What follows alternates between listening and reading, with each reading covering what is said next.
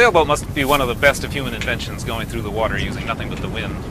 But we didn't come out here for an ecology lesson. We came out to learn something about the body, and a sailboat can help teach us about how the body stands up. We're used to looking at structures like the lighthouse in the building behind me, where you've got one brick piled on top of another brick, all sitting on solid main granite, so that it's a continuous compression structure all the way down from the top of the lighthouse to the ground. And we think of our skeleton as being the same way, the head piled on top of the thorax, and the chest on top of the pelvis, and the pelvis on top of the legs. But you know, if you disappeared all of the soft tissue, the skeleton would fall to the ground. And a sailboat is a little bit instructed like that.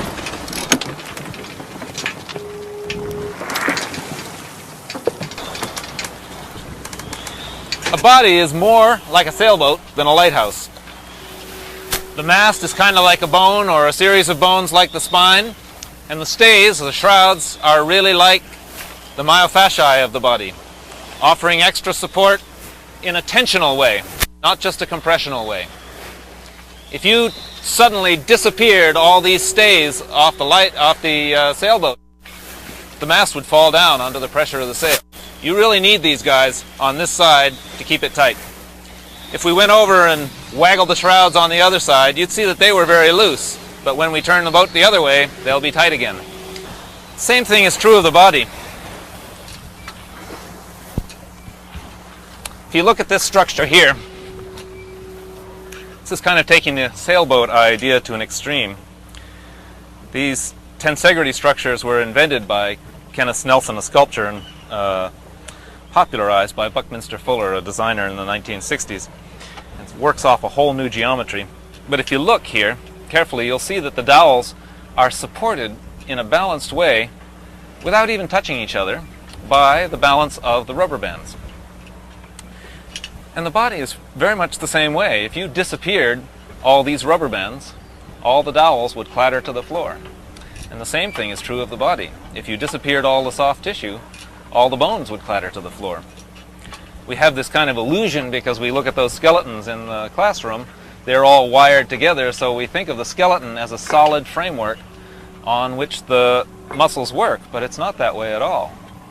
The bones float in the soft tissue in the same way that these dowels float inside the rubber bands. Now, when you start to look at these structures, they have a bunch of interesting properties that are very much like the properties bodies have. If I create a shortness in this part of the soft tissue, you can see that the whole structure deforms in a way. Let's see if I can keep it still enough here so that you can see that. See how the whole structure goes?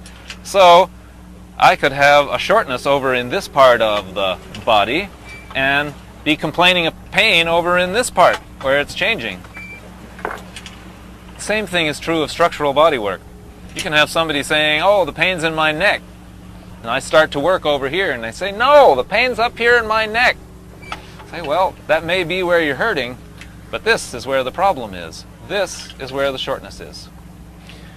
Kind of bone manipulation techniques like chiropractic and osteopathy tend to look at knocking the bones back into place, which can also work to restore balance to the structure of the body.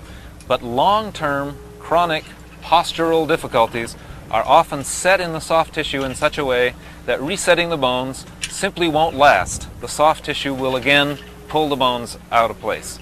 So what we're looking at here in terms of what we want is an even, balanced tone across the myofasciae of the body so that the bones will stay lightly, easily floating in place.